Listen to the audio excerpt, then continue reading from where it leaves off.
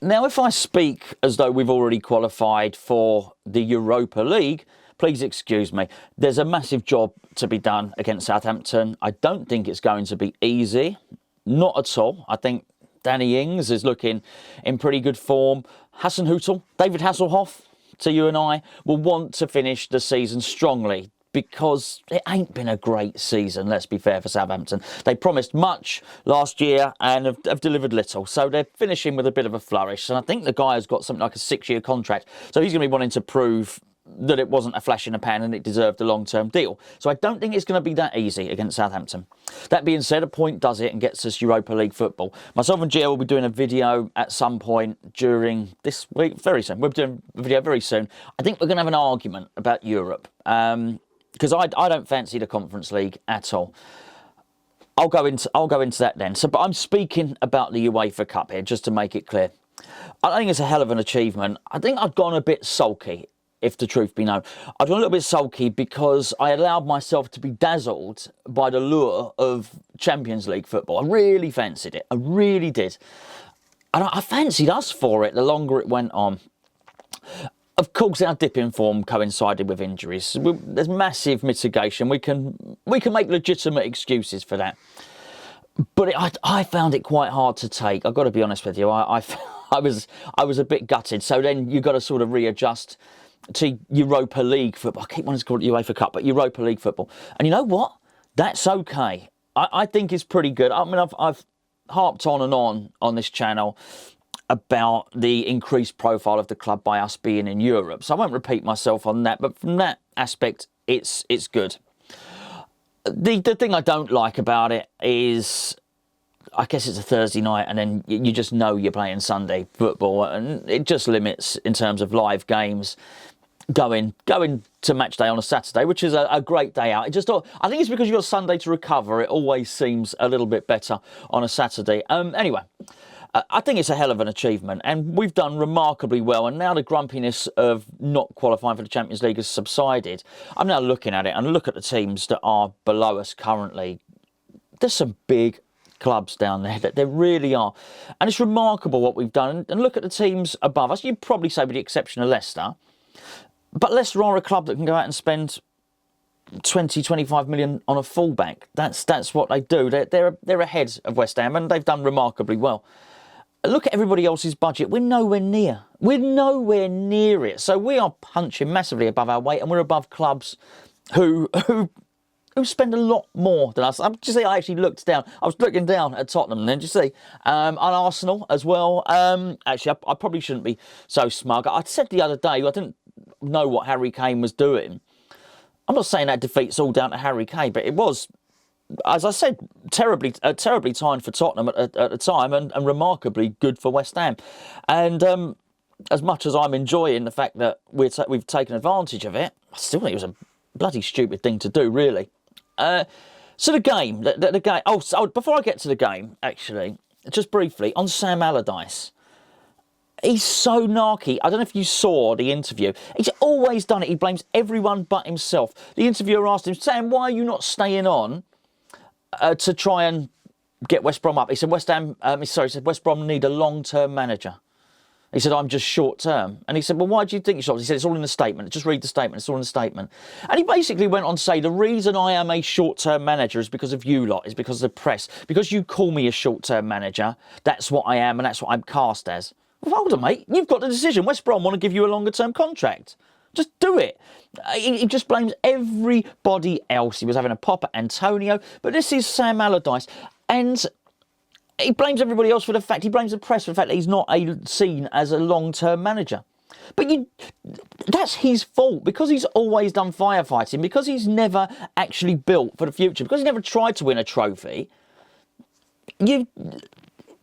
Clubs look at him and they think, well, if I've got I'll tell you what, Hasenhüttl is a great example. Southampton clearly have a long-term plan. Brighton, with Potter, not Harry, clearly have a long-term plan.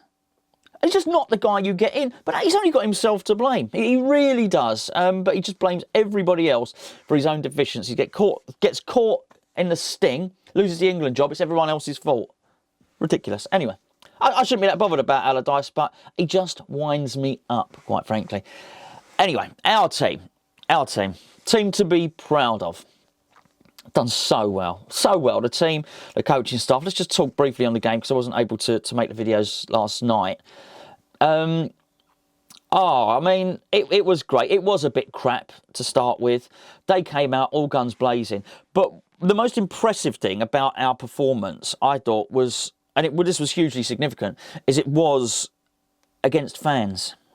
It was a complete partisan crowd, clearly fully in favour of West Bromwich Albion, and rightly so. And you know what? Even though they were singing against us and they were booing us and booing Antonio, I was really pleased to hear it. I was going to say see it. I was pleased to see it. I was pleased to hear it. It's really, really good. And I was pleased for everybody that got to go to the game. I'll be even more pleased for everybody that gets to go to the game at the weekend against Southampton, obviously. But that was probably, our away record's obviously been good. Oh, our record home and away has been good. Otherwise, we wouldn't be up in the in the top 6 or whatever it is. But there's been the suggestion that our away form is good because there's no fans there. Well, you know what? We did it, and we did really, really well. And I thought we would, actually. I think I mentioned it in the preview. I do think we do have the capacity to be a good away team just because of the way we play. We rode the storm. They played well. The penalty incident was, like, you've all seen it. I don't blame Declan for that at all. I think he just banged. He tried to hit it hard and be precise. It hit the post. Unlucky. You know what? Aaron Cresswell went on to hit the post with a wonderful free kick later on. Pereira ran the game. That Gallagher was good. Gio was right. He is a really good player, isn't he? But we got into the game and we had a lot of players playing really well. I thought Dawson had a really good game. Some of the interceptions, some of the tackles, and he's no nonsense. And also some of the off the ball roughing up that he does. I thought he was really good.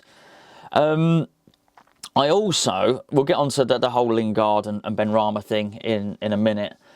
I thought Fornals was sensational. If he just had a little bit of finishing technique and just a little bit of cutting edge and was a little bit quicker, he'd be a sensational player. But he worked so hard. Look at that third goal. Look at him twice. He first of all he hassles, I don't know, one of the West Brom players. The ball springs up. Then it comes to Gallagher and he just nicks it off him. Look at that third goal and then he steams off of it. So this is right at the end of the game. Look how much energy. Look how hard he's working. Okay, look, Antonio and Lingard conspired to create the last goal in that sense. But that goal doesn't happen without the fornicator. It just doesn't. And if you want to know, and you look how late in that game, you want to know why Moyes plays him, that's why. He's perpetual motion. He does not stop. I thought he was immense in his work rate. I thought Rice was significantly better. Forget the penalty then. I thought he was significantly better than his first game back in the last one. Was carrying the ball a lot better, wasn't he? And again, some of his tackles and some of his interceptions were fantastic. Souček back on the goal trail. Double figures in goals, just about. But I mean, he's done fantastic. And when you look at the goal tally of Souček with 10 and Antonio with 10, but all right, I know we've not had a 20 goal a season striker or whatever. Antonio's got his excuse. He's been injured. He is always going to get injuries each season. But to have 2 players on double figures, I think, is really good. And Lingard is not far behind at all. In terms of Lingard, obviously I've watched Gio's review. And obviously, I completely agreed by what he's... Sorry, you might not have seen it. I'm sure, I assume you've all seen it. Gio said he was quite annoyed when Benrahma was taken off rather than Lingard. It was his suggestion. And I was exactly the same because I thought Benrahma was playing really well. And was one of those... I thought the players that I mentioned, I thought Dawson, I thought Rice, I thought Fornals, I thought Benrahma were playing brilliantly. So I was disappointed, but you sort of knew it would happen, and it felt as if it's the easy option. But I've tried to stop criticising David Moyes because he normally gets it right, and he got it right on this occasion because he left Lingard on and obviously created a goal. But I thought Benrahma was really good and loved the way he created Souček's goal, and just generally carried the ball well and just played really, really well. And I'm looking forward to seeing more of him next season. And whilst I thought if we hadn't got Europa League, I thought he'd be off. And he was disappointed to be substituted, make no mistake about it. But I didn't think he was petulant. I thought he wasn't like Sadio Mane the other day. I thought he handled it very, very well. I think in European competition, I think we will keep him. I think we need all the squad numbers we can get, and actually, they're going to be useful people to have around. People like him, people like Lanzini as well, and he'll find himself with a lot more starts. That they might not all be in the Premier League. A lot of them might be in Europe, but will he care? I mean, he's left Brentford to go on to bigger and better things, and the Europa League is certainly bigger and better things than the Championship. So I was really pleased with that. As I say, the Lingard one was just easy. It felt the easy thing for Moyes to do, to not substitute Lingard. And I sort of understand it. He doesn't want to upset him. I think part of the, and here's what I think it is, part of the reason that he's come to West Ham, part of the reason that we might have a chance of signing permanently is we've promised him first team football. And I think maybe if he'd have substituted him, Lingard and his agents or whatever, say, oh, hold on a second, it's not why I've come here. I've been a sub at Man United. This was not the plan. So I think we might have a bit of that about it. I do wonder if Lingard was a permanent fixture and a permanent player and on West Ham's books had a 4-year contract and he hadn't played particularly well, whether Moyes might have done that differently, left Benrahma on, taken Lingard off and obviously brought Bowen on, who provided loads of energy when he came on, Bowen, and he's going to be, sort of bloody light dip then, he's going to be a really important player for next season as well. So I think all in all was fantastic. I loved the set play to get back onto doing that well, and Ogbonna coming in with the header, and it was quite funny actually, because I thought it was a complete dereliction of duty. He just had so much space, but when I looked at it on Match of the Day, and Alan Shearer, who clearly knows more about football than I do, but I know more about pinballs than Alan Shearer, so I guess that sort of makes us even. I was, the two, Souček and Dawson, dragging the players out of the way. Very good, very good. Really liked it. Fair play to Darren Randolph as well. Fabianski got injured in the warm-up. I don't blame Randolph for the goal. Their goal. I like that Pereira. I do like that Pereira. I've been saying it a long time, like a scratch record. I mean, he's just good, isn't he? He's really, really good. I mean, all in all, that's fantastic. We just got one more job to do, and it just felt yesterday. It is yesterday, by the way. It is today. I'm going mad. It's Thursday. I'm recording this on Thursday. All right. I'm so, you know what I mean. I can't. Do you know what? I'm so confused that I can't even remember what I was bloody saying then. Because I've just muddled myself. Because I don't know whether it's yesterday or today. I've forgotten what I was going to say. I'm sure it was something about West Ham. I know what it was. The fixtures went in our favour. Okay, Everton, Tottenham. And just in the previous weeks, we've not really been capitalising on it. And we did last night. And that was really important. And I was absolutely thrilled. And, a nice bit of gloss on it with that third goal to get the 3-1 was really, really good. I thought Cresswell's delivery for the corner was excellent as well. Obviously had that good free kick. Wonderful. Absolutely wonderful. I'm pleased. You're pleased, surely. We can do it, right? We can do it. We can do it. We can beat Southampton or just get the point. I hopefully don't play for the point. We'll deal with that. We'll do a preview for Southampton.